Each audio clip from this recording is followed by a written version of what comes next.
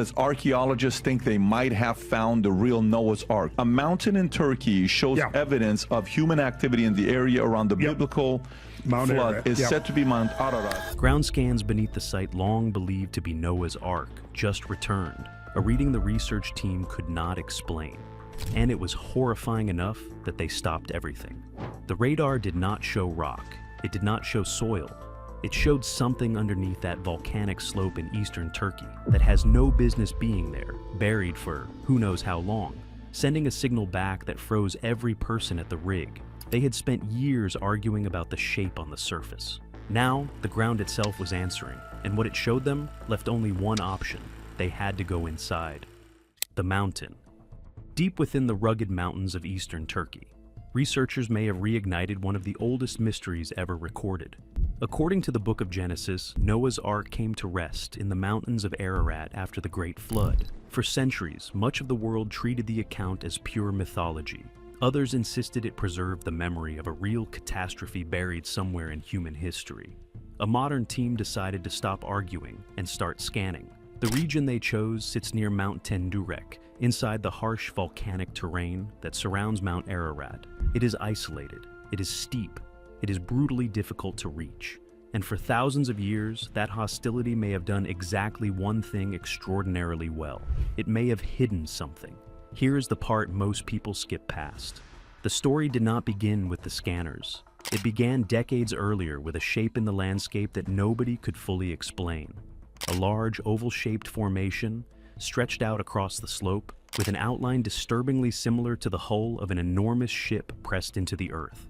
From the ground, it is easy to miss. From above, it is almost impossible to unsee. Local residents had pointed at it for generations. They always said it stood apart from everything around it, that it did not belong to the mountain the way the rest of the rock did.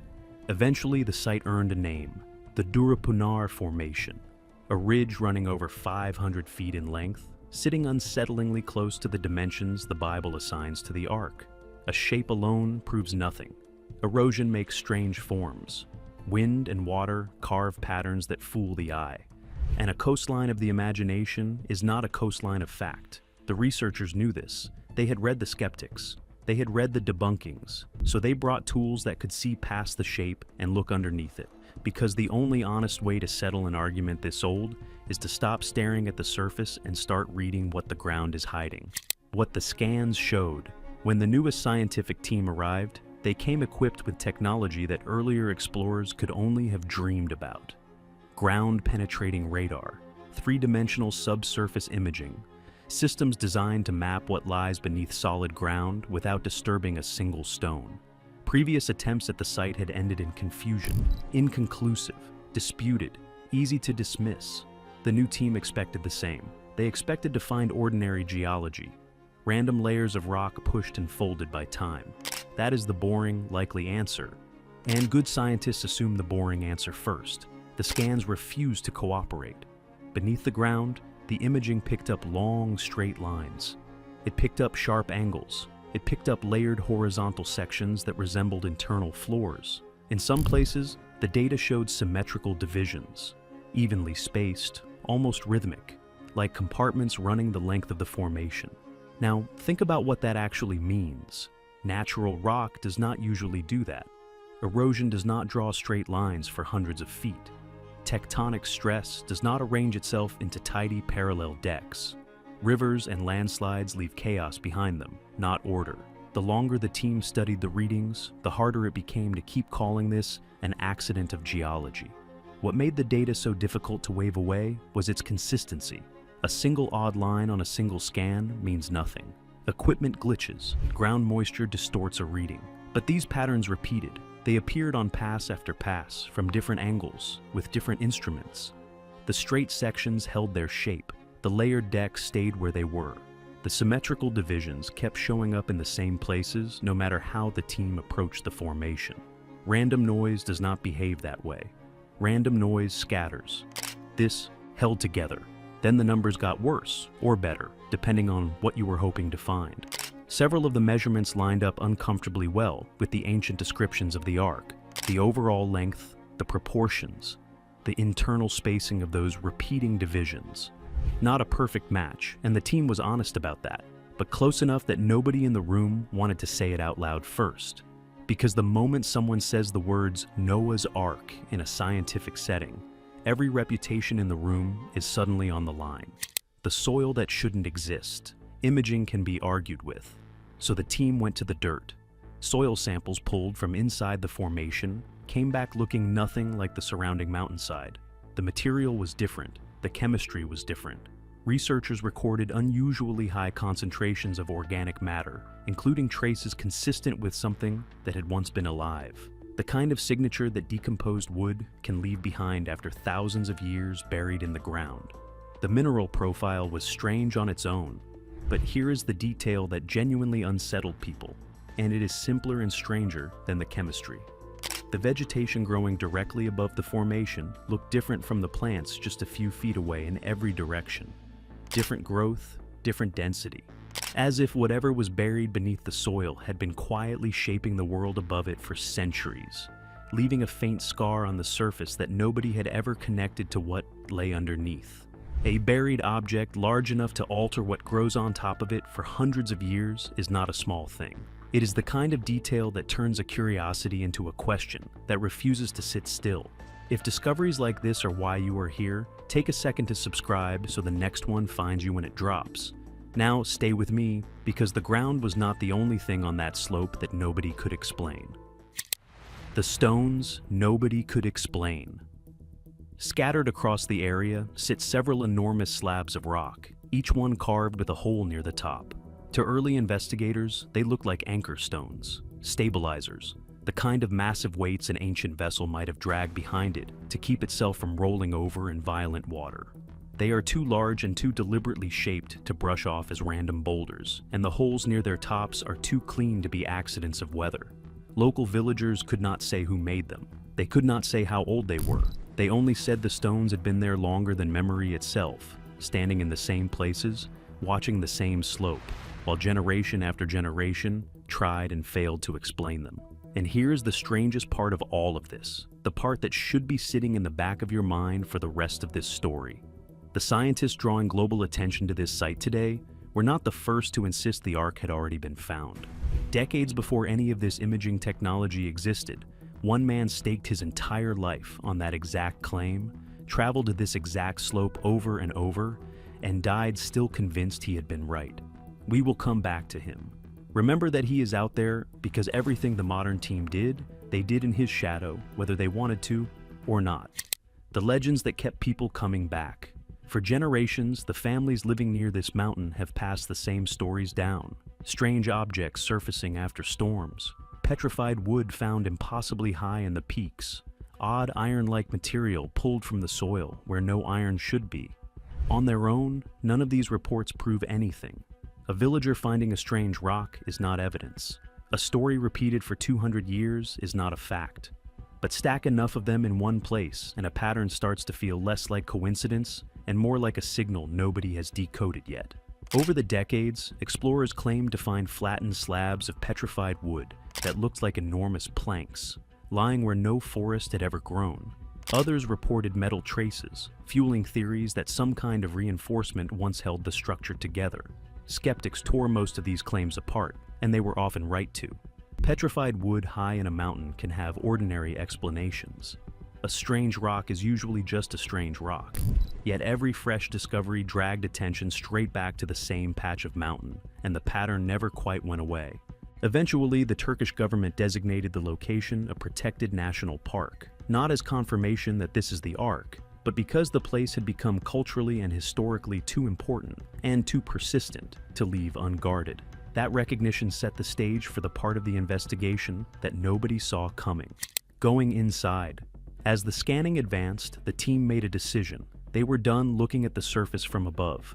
Imaging from a distance can only ever be an argument. To turn an argument into evidence, you have to put something inside the formation and let it look back at you. So they drilled into targeted sections, opened narrow access points, and lowered specialized cameras down into the dark. The expectation was simple: rock, compacted soil, maybe a void or two where water had carved a pocket over the centuries. Nothing that would survive peer review, nothing to write home about. Going in was supposed to be the step that finally killed the story by showing there was nothing underneath it but mountain. The footage did not match the expectation. Picture the scene the way the people who were there describe it. A cluster of bodies crowded around a single monitor in a tent on a freezing slope. The feed jumping and grainy as the camera descends.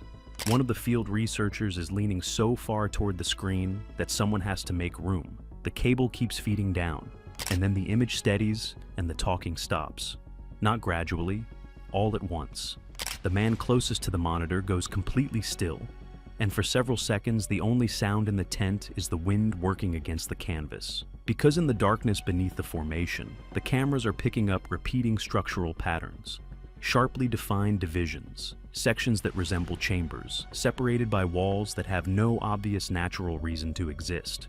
The interior does not look like the inside of a hill. A hill is solid or hollow in messy, irregular ways. This is neither. It looks ordered. It looks partitioned.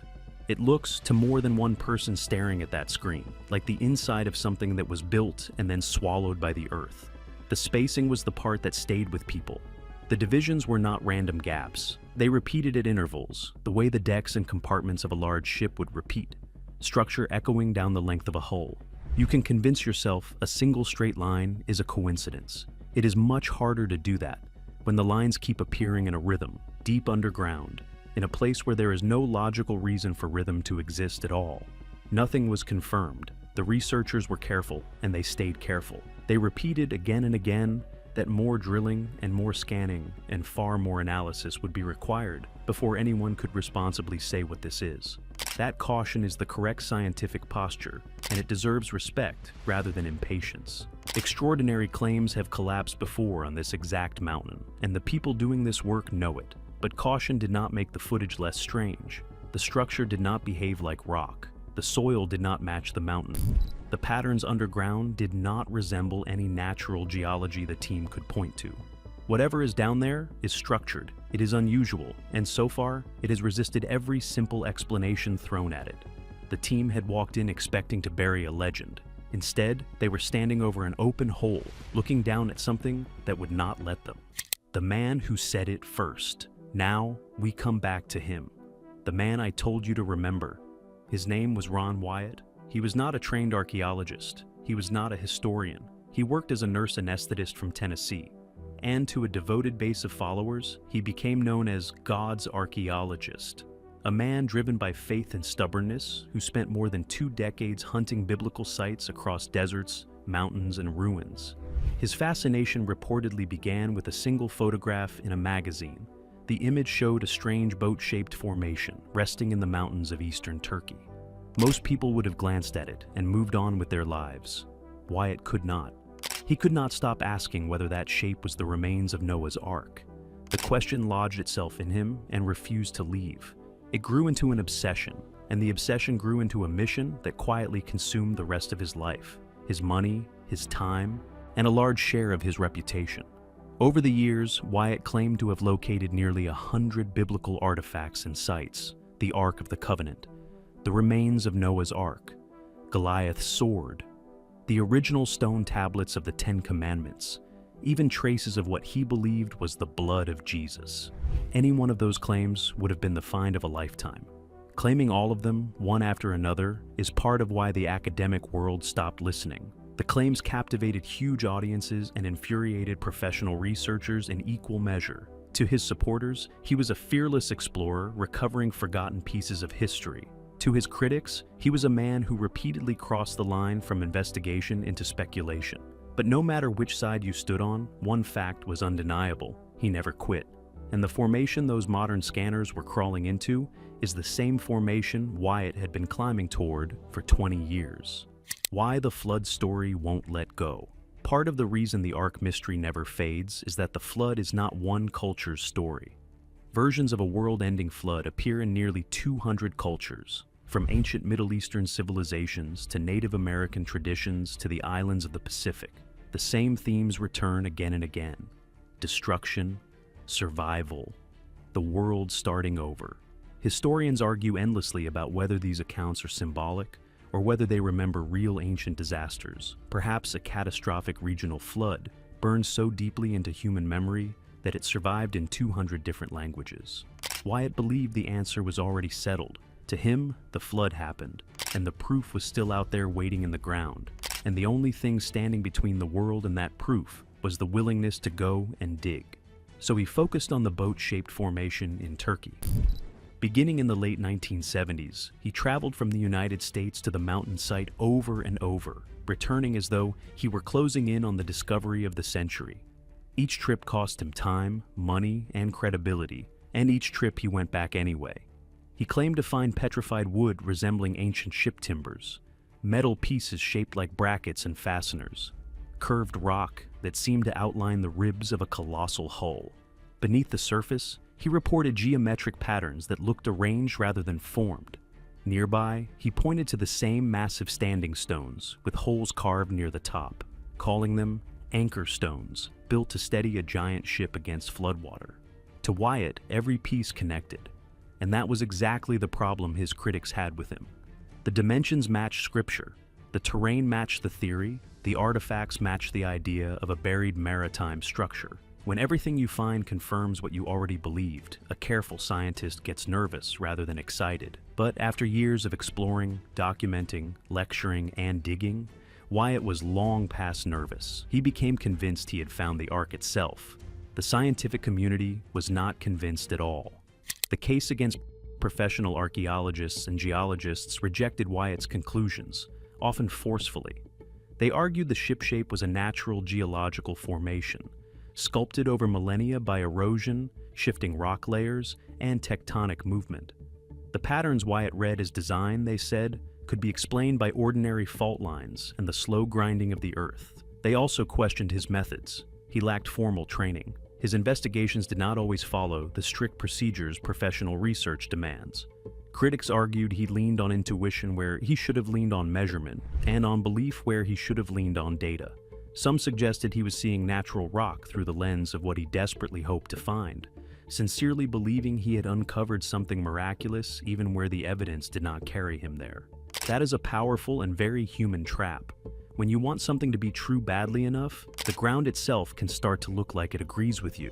His supporters pushed back hard. They argued Wyatt faced resistance not because his ideas were weak, but because his discoveries threatened established academic ground.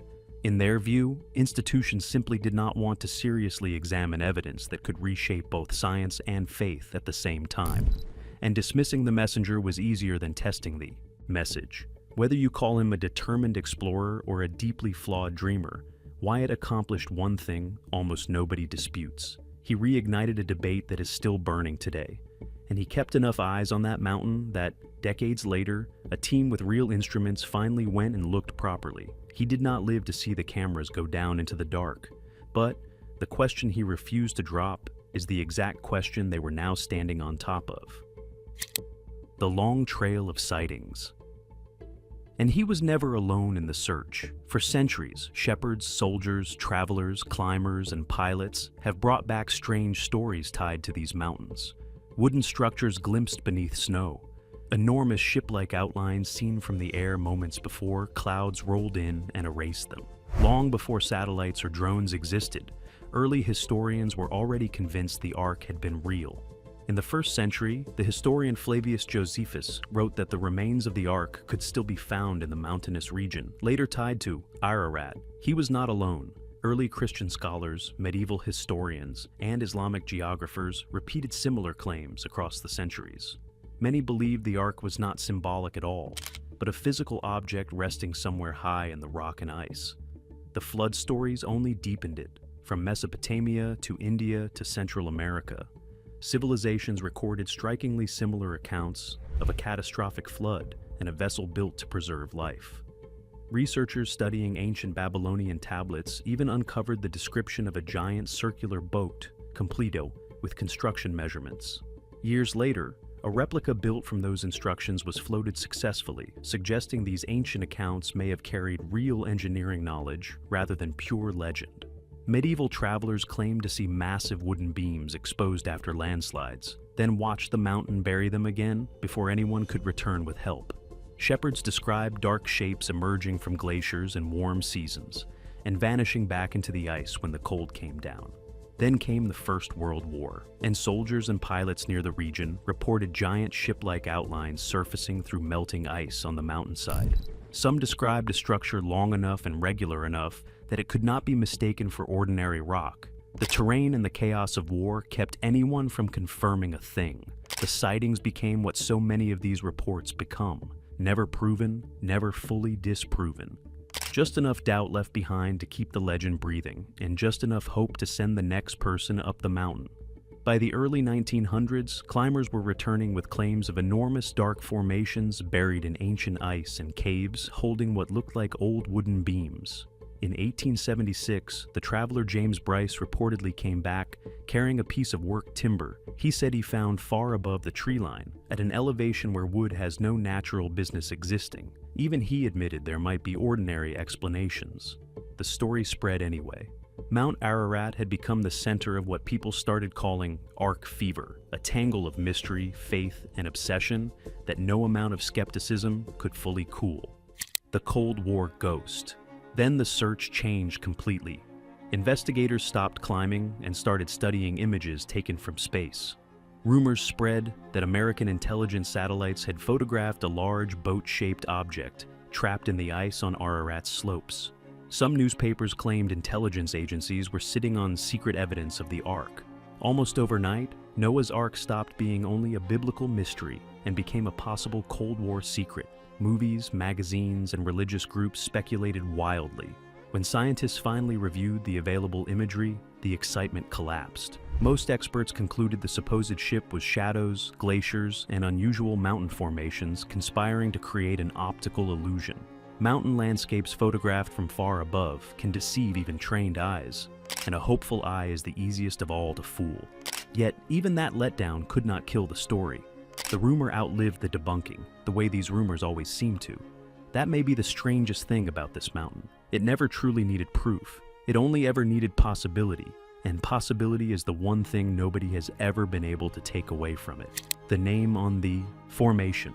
Then, in 1959, everything shifted again.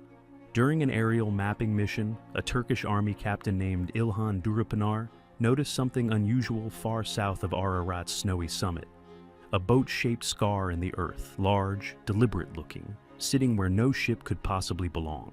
It was not a vague smudge in the terrain. It had an outline. It had proportions. It had the unmistakable suggestion of a hull resting on a slope thousands of feet above the nearest water. His name would end up attached to the formation forever, and the photograph he helped produce would pull the next half-century of explorers, believers, and scientists straight back to the same slope. Everything that came after, including the scans and the cameras lowered into the dark, traces back to that single moment a military pilot looked down and saw something that should not have been there. What we actually know.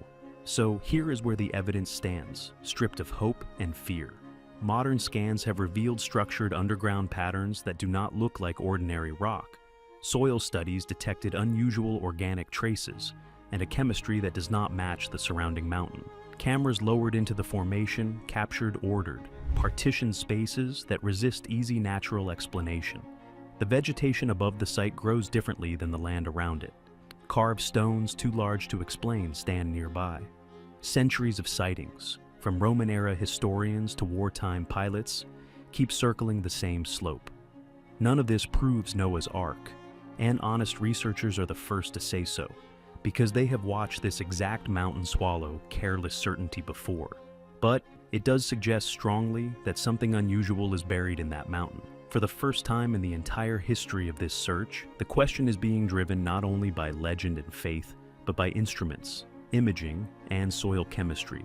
The story has finally crossed from belief into investigation, and that is the part that changes everything. Belief can be argued with forever. Data has to be answered.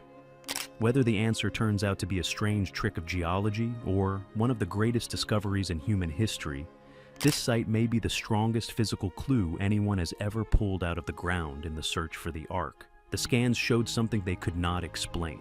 They went inside, and what they found only made the question larger. So, I'll leave the hard part to you. Look at the scans, the soil, the chambers, the centuries of sightings, and the man who bet his life on it. Do you think they found a natural formation playing tricks on the human eye? Or do you think there is a real ship buried under that mountain waiting to be uncovered? Tell me exactly where you land in the comments, and tell me what would change your mind. I read them, and here is the thing. The next round of scanning is already happening on that slope. The next discovery is already being scanned right now. So subscribe before you close this video, because when it surfaces, I want you in the room when I tell you, not finding out about it weeks late from someone else.